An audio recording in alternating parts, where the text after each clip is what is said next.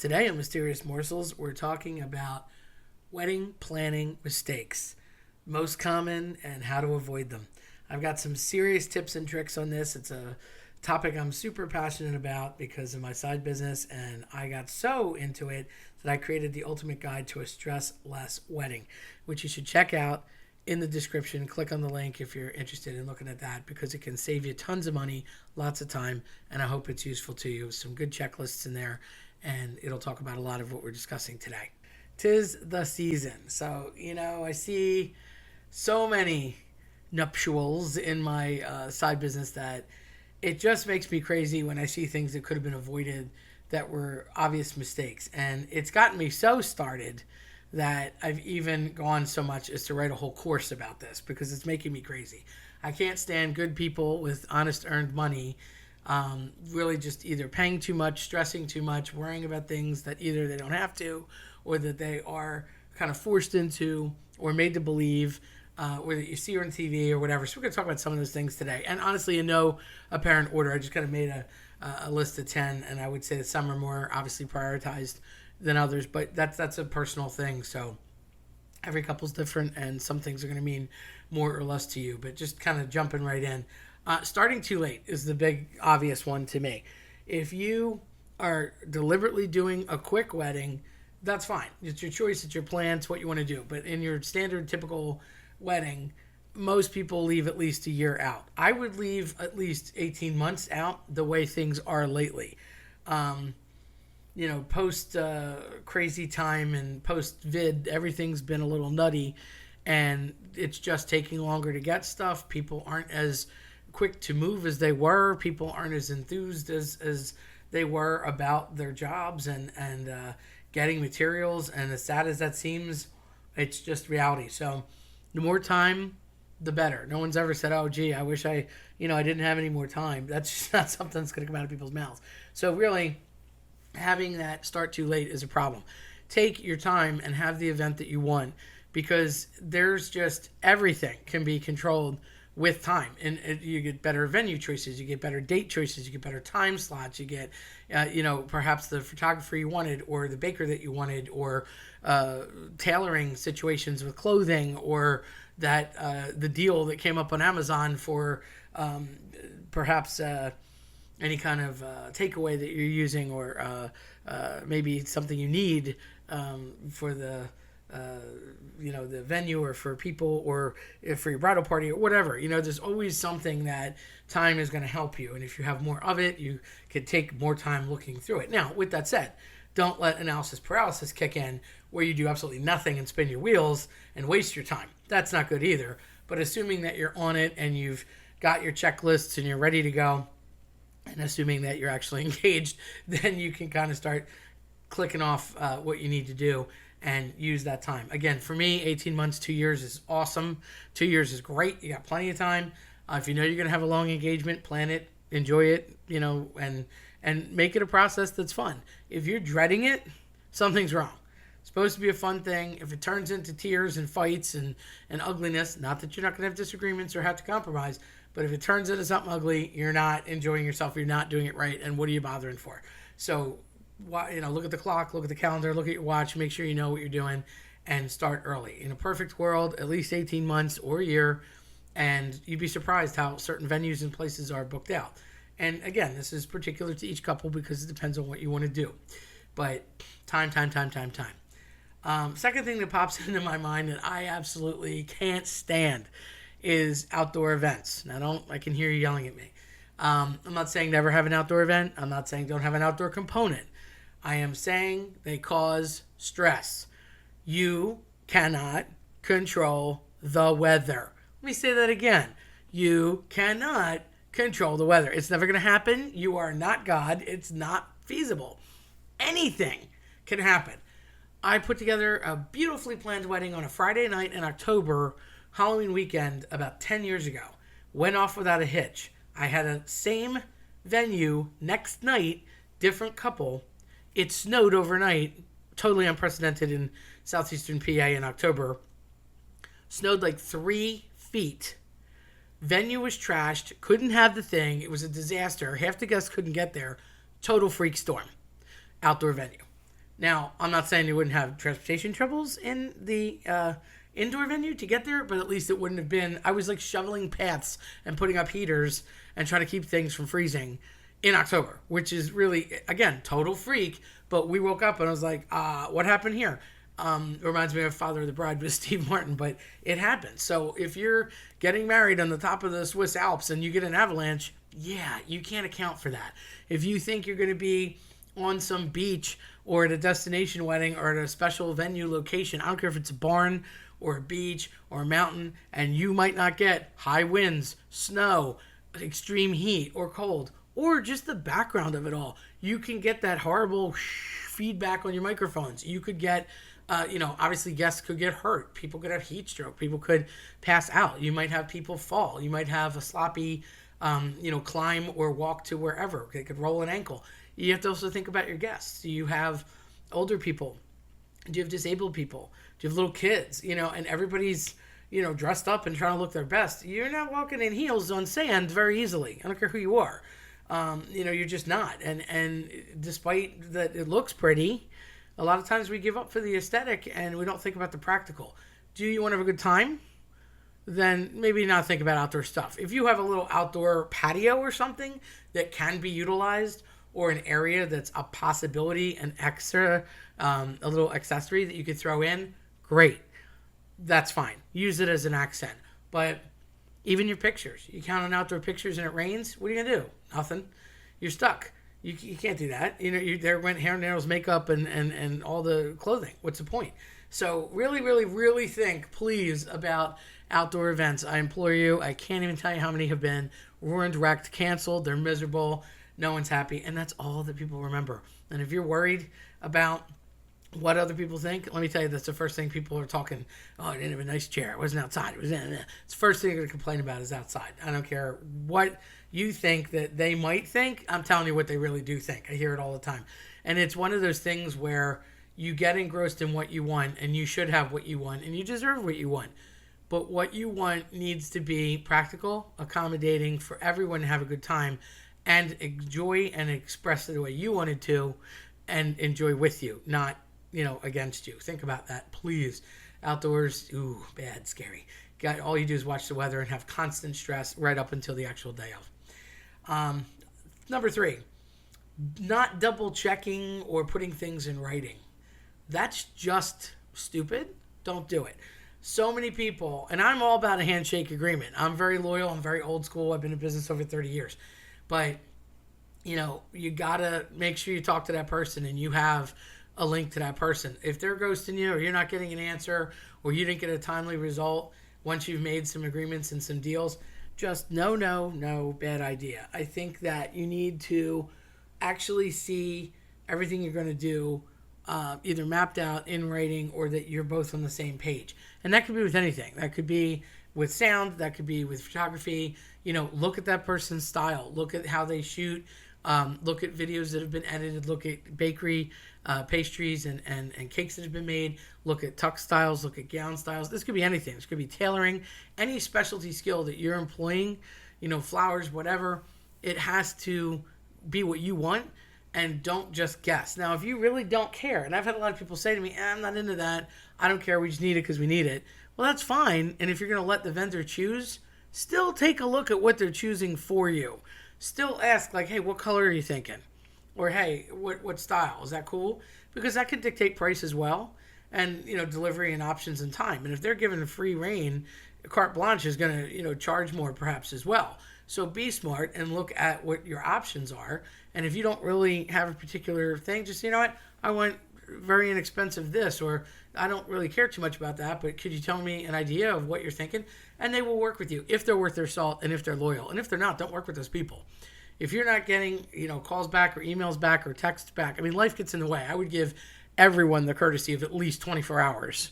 Okay, and possibly 48, if something goes wrong. It's an ongoing thing. Weddings are a big deal, so don't get impatient either. I realize that it's exciting and you want to know, but sometimes you have to wait a little bit of time to get an answer, and that person should tell you that. Hey, I called so-and-so, I'll know in a week, here's the information, or this is what I have, I can call about this, we could rent that, whatever. But make sure that you have eyes on whatever it is that you want to do. You double check it. It's printed. It's agreed upon, because you have no legal recourse otherwise. And, they could disaffirm a contract, especially if it's just a handshake and a contract didn't exist. Then you get into a nasty he said, she said, and depending on the amount of whatever you spent, might not even be worth a court's time to bother, and you're going to end up spending money to try and get less money back. It's not even worth it. So don't put yourself in a bad position. If you do, try and work it out amicably, preferably before than after. Hey, look, I wanted this, you said that. How about you take off a couple hundred for here or there? And sometimes you can come to an agreement that way. Go into the situation calm, open-minded, and, try to work through it. If it ends up bad. Things can sometimes go sideways. And sometimes it's not the vendor's fault. If the electric blew out in the middle of the night and they had a faulty wiring system, it's not the DJ's fault that you have no sound. It's the venue's fault that they had no electric and they had a poor system. If the chef is there to cook, but the kitchen goes dark, that's not the chef's fault. It's the venue's fault. So, you have to look at where the ultimate source becomes a problem. So, just double check, triple check, double check. Number 4, overpaying. This is huge. People overpay constantly. Seek alternatives. Look for options. And I'm not saying it has to be go to the dollar store, although you'd be surprised what you can find. With different things that you would never know, especially if you're playing a game or, incorporating something just silly or extra in the bathrooms or the hotel bags or whatever.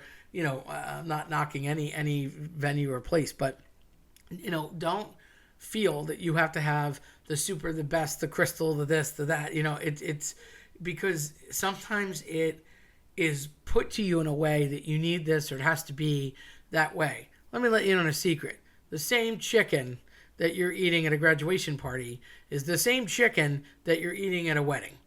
But somehow, the chicken at a wedding seems to be 3 or 4 times the price of the chicken at a graduation party. Well, it's not like Frank Perdue came in and blessed it, okay? It's still chicken, and it's not going anywhere. So, whether it's, like a vegan meal, that should not cost you more. If anything, there's no meat in it. Hello. Vegetarian meal, that should not cost you more. It's fresh produce. Meats and seafoods are what cost you more. And even still, again, if it was a different venue, different situation, it would not be costing you more. If you picked that up and brought it home, it's still chicken. So, you need to talk to people that are honest and that are willing to charge a fair price. The minute you start saying the word country club, that's it. You're paying for that ambiance, you're paying for the staff, and that chicken is what's paying for it. So once they get you on all the little add-ons and extras and this and that, I'm sorry, we only have the amplification system for an extra $500. Guess what? You don't need it. Talk to your DJ. Because I have made packages for people where I'm like, yeah, no problem. You want to put up a lot of times people do like a slideshow or how they met or when they were kids or how they grew up or whatever. Yeah, guess what? I own one of the projectors. And I don't need your screen. I have my own. For another $50, that person might give you something that they're trying to charge you $300 for at the venue. And believe me, if they can, they will. Ice sculptures. I have a buddy that does an ice sculpture. He's one of the most premier ice sculptors in Southeast PA. Fantastic guy. I would work with him every time, a million times over. Well, that's great. But the hotel or whoever is going to give you some stupid standard swan and try and charge you like $600 to $1,000. Well, guess what? My guy's better, and he's more specific, and it's less money. So, and he's loyal and honest, and he's going to be there on time. So check with your people. So many times people go, oh, I didn't know you did that. That is like a pierce to my heart. Oh, I didn't know you did that. Well, guess what? You didn't ask, and I'm not a mind reader. That's why I always throw out a million questions to whomever I'm speaking with about whatever it is. I don't care if it's a 5th birthday party, a bachelorette, a wedding, a prom, a dance, a 50th birthday party. I always say to people, okay, well, what are we doing? Would you have a theme? Are there colors? Do you want any kind of specialty song? Is something else going on that night? Is it somebody else's birthday? Are you acknowledging another thing? Do you need, hardware? Do you need like tables and tents and chairs and flatware? Do you want to do real plates and linens, or are you going to use throwaways? Do you need, a photo booth and an ice sculpture and chocolate fountains and things like that? I own most of that stuff or have access to it. And I would gladly make a package. I'm coming in there anyway.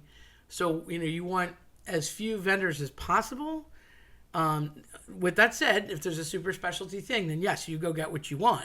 But, price it out. Figure out what it is. It's not like Comcast where it's the only game in town and you pretty much have to get cable from one person. There's always options. Do not overpay or just blindly take the first thing that they show you. It's your event. And if you feel oogie, listen to your gut, because people punk people into, well, this is what everybody else does. That's nice. I'm not everybody else. You don't have to be belligerent. Be kind, listen. But if you're just not jiving with that person and you don't feel comfortable with whomever that is, and maybe you really like the venue, request another person or go to another place. If you don't feel right in your gut, especially about nerves or money or the place, or there's something just not right, leave. Walk away. Guarantee you there's another place that's nicer that you'll like better. And when you see it, you'll know. You'll know. Trust me on that. You'll just know. Number 5, not enjoying your own day. This is so common. So many people say to me, well, my wedding came and went. I blinked and it was over. I barely said hello to anybody. I felt like I was never able to have a drink, dance. I barely ate. What happened? Yeah, unfortunately, when you're the host, a lot of times those moments get away from you. Hardcore, especially weddings. People often remember walking in. They might have a quick clarity moment for 2 minutes when they're going into like the bridal suite to wait to be announced. They might grab an hors d'oeuvre, take a sip of something, and the next thing you know, they're like cutting the cake and speeches and see you bye-bye.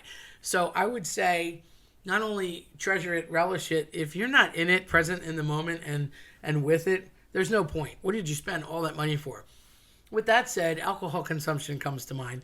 Have a good time if that's in your purview, but don't get silly and sloppy. You don't want to be at your own wedding and out of control. And bridal party, that goes for you too, because you're usually the biggest offenders of this when it comes to being somebody that's going to maybe have a little peer pressure involved. So I'm not saying don't have a good time or do whatever that is that you do, but have that time in moderation within reason so that you're aware and know what's going on. I mean, so many times you're worried about what didn't happen, or did that guy show up? Did you tip so-and-so? Did this go on? Stop it. You're busy being in business instead of handling the wedding itself and enjoying the wedding, being part of the wedding. It's your day, and then it's just like gone from you. So that's why you want to have a checklist, have that number one person. If it wants to be your best man or you want it to be one of the ushers, that's great. Ladies can have their maid of honor or perhaps one of the bridesmaids or even just an extra person there for the day. Invite them and be like, look, you're on tips. You're on anything that goes wrong, let me know. And oftentimes we try to troubleshoot without involving the bride and groom because they got enough on their plate so that you can actually enjoy your wedding. I would say that when we sort of take over and have everything in place and it's as best as we can get it, barring tragedies, that's when you have the most awareness and fun at your own wedding. And you should. You spend all that money, you spend all that time, and you deserve to reap the spoils of what you did that are so tediously planned and put together over all that time. And that should be a good day and something you actually remember and don't have to go look back on a video to find out later. Number 6, loose ends. Oh boy, so many loose ends. These are the people, sometimes it's a situation, but these are the people that cause some trouble. They don't necessarily know they're causing trouble, so they're the worst kind. And they have planned on causing trouble from the beginning of you talking about getting married. This could be the drunk uncle. This could be the person that thinks they can sing and wants to turn it into a karaoke night. This could be the guy that walks up and says, I want to hear the chicken dance. I know these are all silly examples. Let me tell you, they're real. They're very, very real. You get somebody that's not cared for properly. And what I mean by that can range from a little kid that's having a temper tantrum that probably should have never been there in the first place, or there was no caregiver assigned to that person, to, the other side of the fence where you might have like an elderly person that actually needs care or is in a wheelchair, has motility difficulties, and there's nobody assigned to help them out. Or it could be somebody that's just like, oh, I'm going to do this at their wedding and I went this and blah, blah, blah. Even if it's somebody else's anniversary, someone else's birthday, someone else's whatever, that does not give that person the right to infringe on your day. Now, if you so choose to do that, you chose to do it as a couple. And I always say 2 people have to be happy. And that's it. And if you're not together on that and fine with it, that's not a compromise to me, and it shouldn't be for you either. And if there's one thing I could tell you that you really got to, be tough about, that's it, because it's your day, and you're doing it. People get guilted very easily. Well, it's her such and such, or oh, well, he likes to do that. No, don't let the loose ends take over. If you don't want that song, it's not getting played. Here's a list of what I don't want to hear. Very common. So many people, I tell them, plan out what you want. Again, it's your day. Everybody's got their favorite list of music and movies and books and everything. Why would you let that go to chance? Yes, there's that quote-unquote typical wedding music that we play, but it doesn't have to be. I've done specific venues and things that are right down to a special theme, or I've done Braveheart weddings, I've done Matrix weddings, I've done Star Wars weddings. Let me tell you, they're interesting, and they dress the part in the whole 9 yards, but don't let music go to chance. I had a whole Metallica Thrasher wedding that cracked me up a few years ago. I would have never played most of what that was for their playlist, but they had a great time, and they enjoyed every bit of it because they planned it, and it was what they wanted.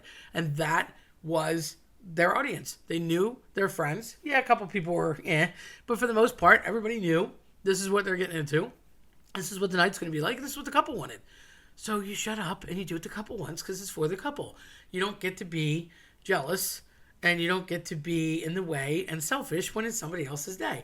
So I always tell people, good rule of thumb, the average song is 4 minutes, and the average hour, last I checked, is 60. So you get about 15 songs an hour.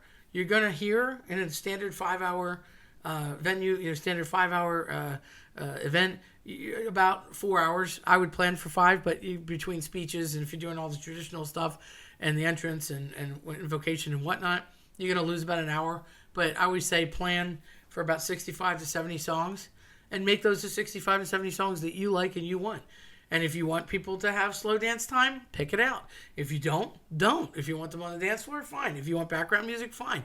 Generally, I always suggest, to kind of never introduce the dancing part because then you don't get them back. Once they're out, they're loose, and that's it. So in the beginning, I always tell people, keep it quiet until you're announced. Have your big moment. Everybody claps. Go into your dances, if you will, and you can certainly move this around any way you want, but have your specialty dances, do your invocation, start your meal, and it's kind of background music, and then when you're opening the dance floor, you're opening the dance floor, and that usually cues everybody to go out.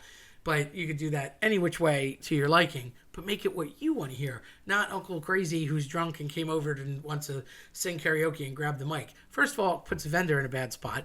Secondly, do you really want to go get the bride and groom to come solve a problem that you don't want to solve and say, oh, this guy's out of control? It just leads to icky. So, make sure that you're taking care of those loose ends, and you probably know ahead of time or have a good idea who's going to surface. Try and have a conversation with those people politely beforehand and just say, listen, we're not doing this. That's not going to happen. We appreciate your enthusiasm. No. And if you really feel obligated to do something, let them do something at the rehearsal dinner or at the engagement party or just at a random party, prior to, because it's not the place for that. Number 7, not practicing speaking. This makes me crazy.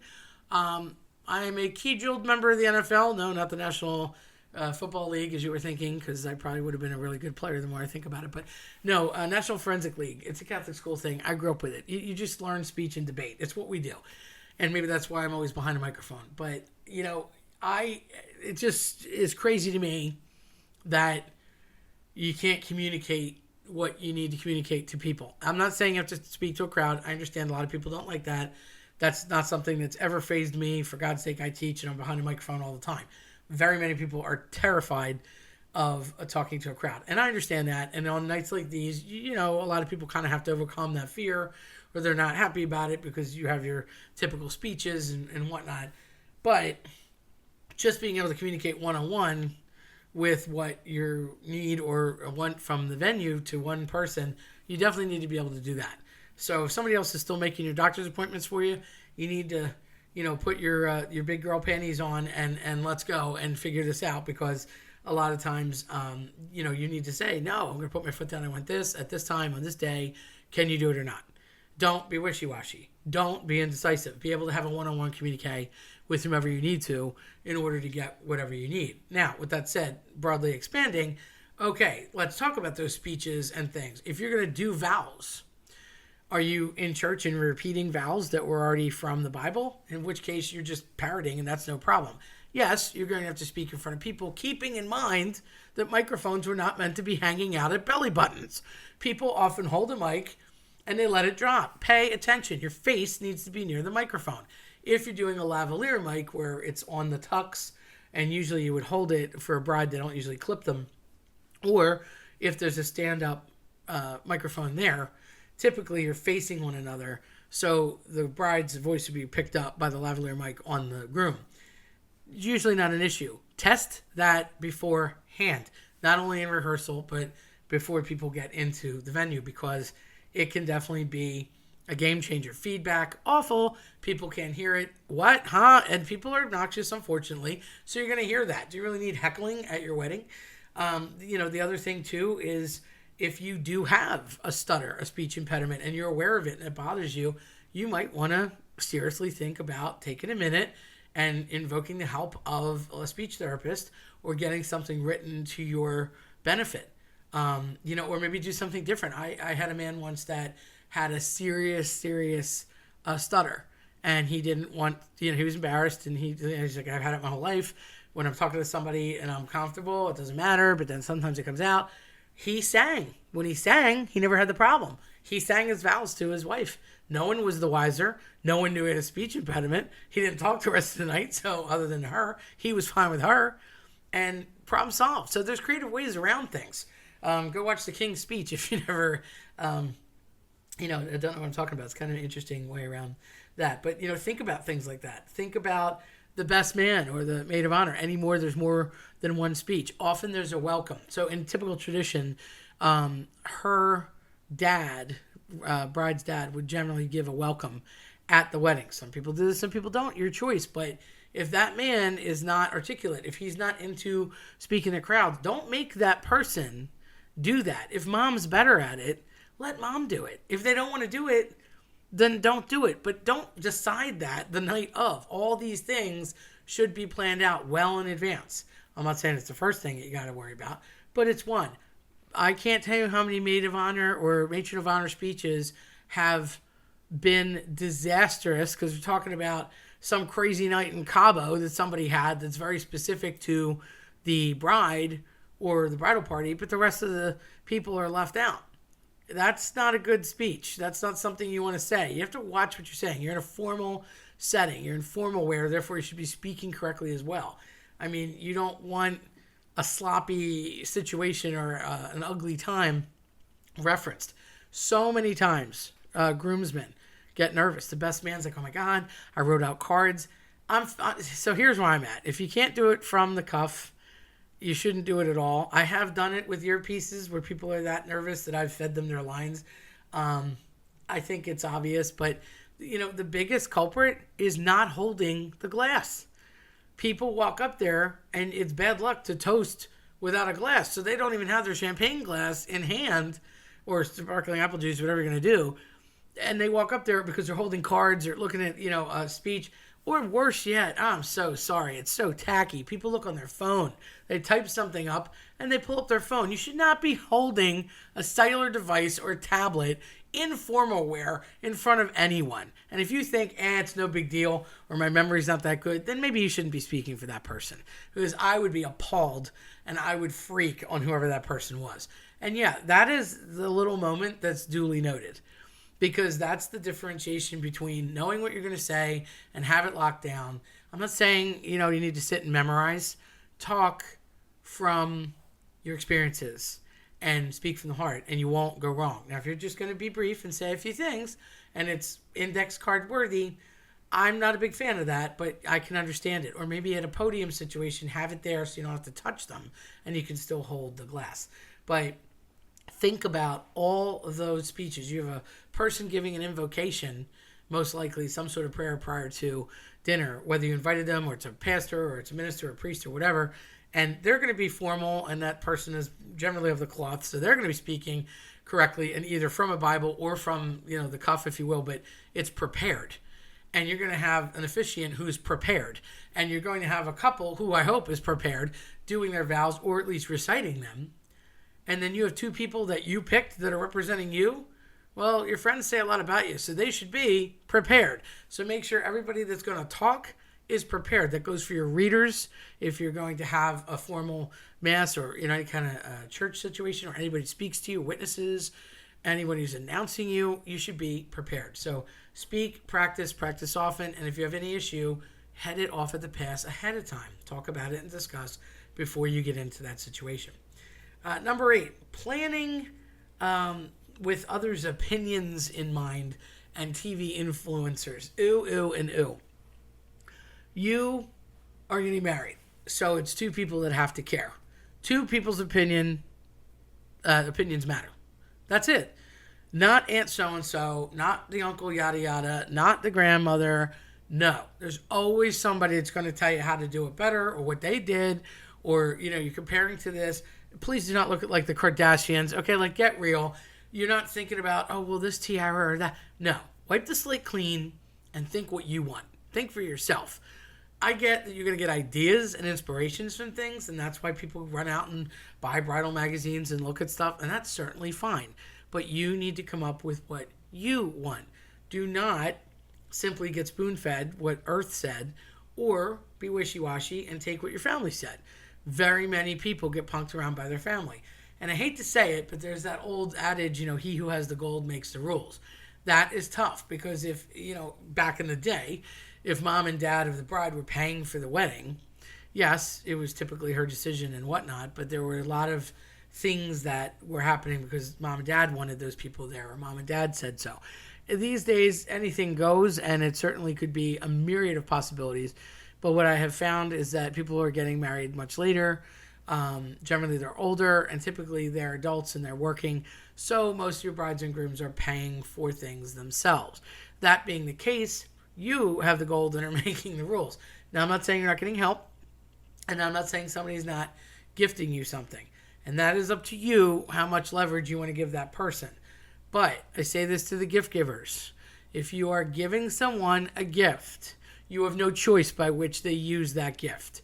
If that is the case, then that's a condition, not a gift, and you're not giving a gift.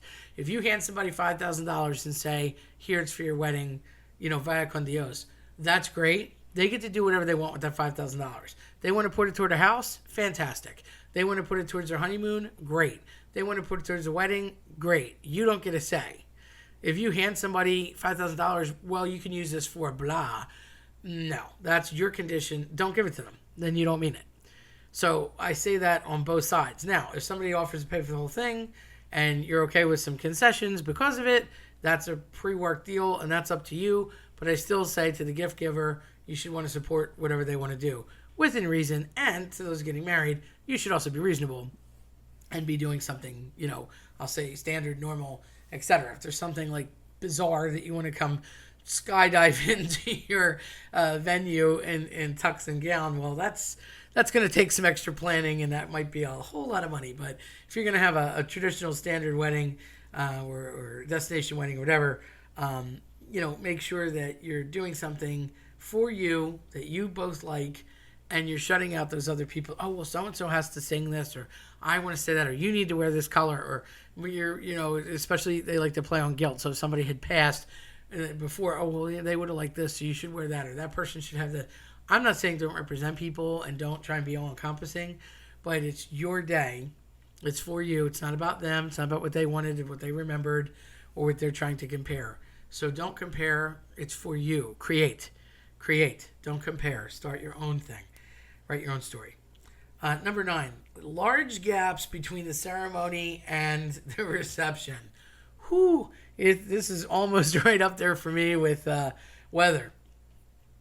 If you get married at 2 o'clock in the afternoon and, let's just say Catholic Mass is an hour, I'm functioning under what I deal with mostly. Catholic Mass is an hour, you do an old school traditional receiving line. You're looking at like 3:30.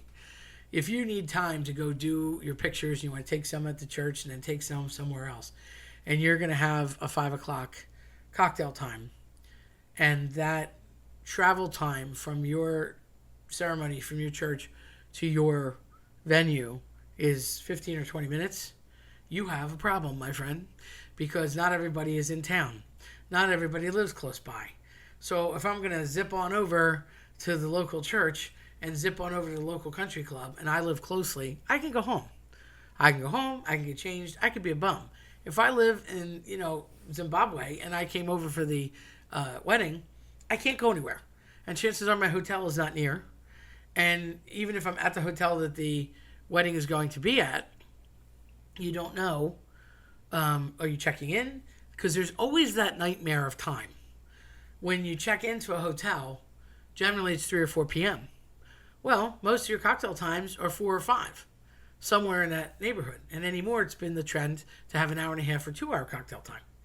And if that's the case, you might not even get in your room and your bags are still downstairs and you're going to come after, unless you checked in the day before, which of course is a bigger expense.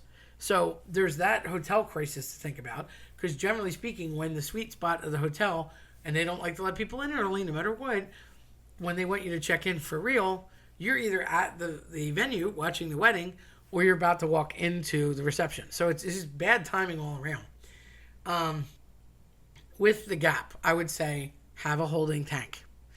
And yes, it's probably going to cost you extra money. Rather than go to a third place, have usually, and again, if you're getting married at a country club, if you're getting married at a big facility or any kind of hotel, generally speaking, there's a smaller room that you can get. I don't care if it's a conference room and they just set up some pastries and some coffee and some, light juices or whatever it may be. You could do a little thing where people are getting a snack or just refreshing for a minute and sitting down. It doesn't have to be a big meal. It doesn't have to be a meal at all. Just, have a juice and some water or some coffee and a time to take a break. Even if it's an hour or two from A to B. It gives them a place to go. It gets them where they have to get. And then that way they're on site. Now, if they're staying in a hotel, that's a bonus for them.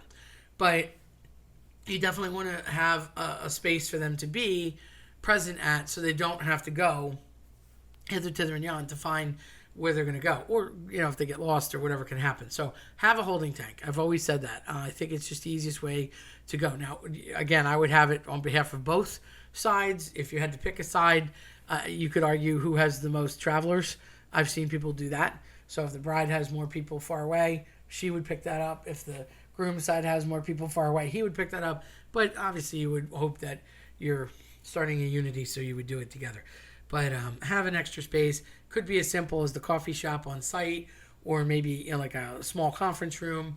I wouldn't go as small as a hotel room, but there's usually space there, or a lounge or something that you can have. Oh, bridal party, Smith and Wesson, come over here and let's do waiting time that you can have a refreshment and use the lavatory, etc., while you're waiting for the actual venue time to start for the reception or for cocktail time.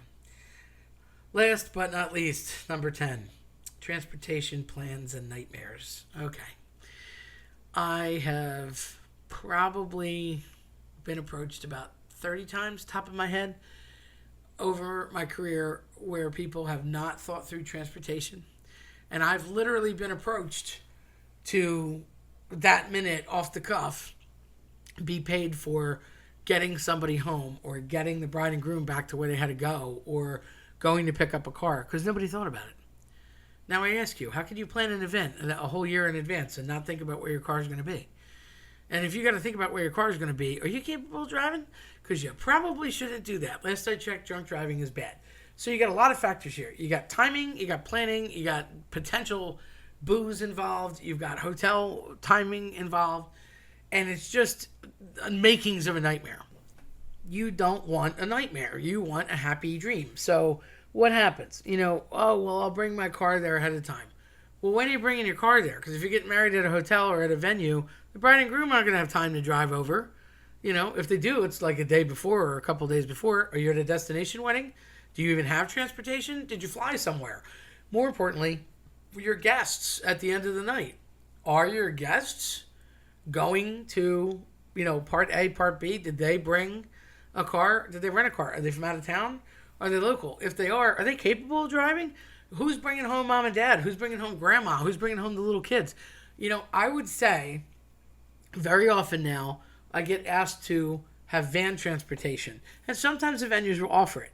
And again, this is one of those shop around situations. Sometimes it's part of your package. Sometimes they'll offer it to you for an upcharge. Check your upcharge versus other people. If you have your limo company, and again, we've done this, I can't tell you how many times we've provided extra help, bartenders, ushers, etc., just to be in the mix.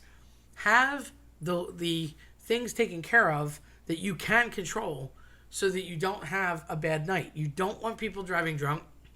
You don't want people scrambling for a car. You don't want to have people not knowing where their vehicle is or where it's got to go or is it safe. And what if they have stuff in it? What if they're not staying over?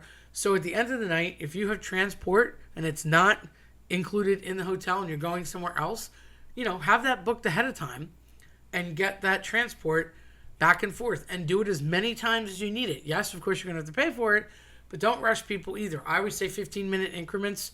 Every 15 minutes for the last hour, people go out, and then it runs like Disney. It runs an hour after the ferry goes home. You run another 15 minutes after. So you basically have anywhere from 6 to 8 transports back to whatever hotel or perhaps back to the venue for people to get their cars if they consolidated and they carpooled, or back to wherever they have to go. And if you need to hire private transportation for older folks or little kids or whatever, do so. I would not just rely on an Uber. Not that people can't. I get it. It's generally a reputable company, but do you want to gamble that? So, especially as a little kid, have the help that you need. If you need a babysitter to be there, you pay for them to get dressed up and go to that wedding so mom and dad can have a good time and not have to wrangle that child. Because there's nothing worse than a little kid on the dance floor in the middle throwing a tantrum when you're supposed to have, photographers and videographers getting set up. If you have somebody that drinks a little bit too much, yeah, you can have that conversation ahead of the time, but be prepared. Have that person, have that friend or bring a wrangler with you that's going to be able to, come on, let's go back to the table, let's go back to the room, let's go.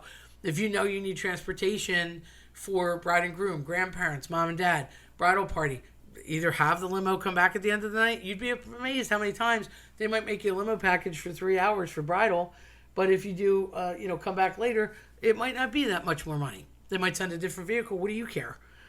Just get people home safely. Vans, transportation, 15 passenger vans are a way to go. 30 people moved back and forth, in 3 or 4 moves that are not that far.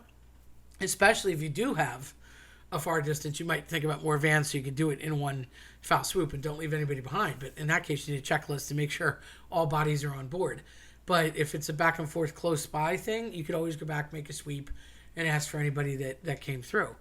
But definitely think about that, because those are things that can hold you up and make a nightmare scenario, and it's at the end of the night, and that's not when you want it to happen.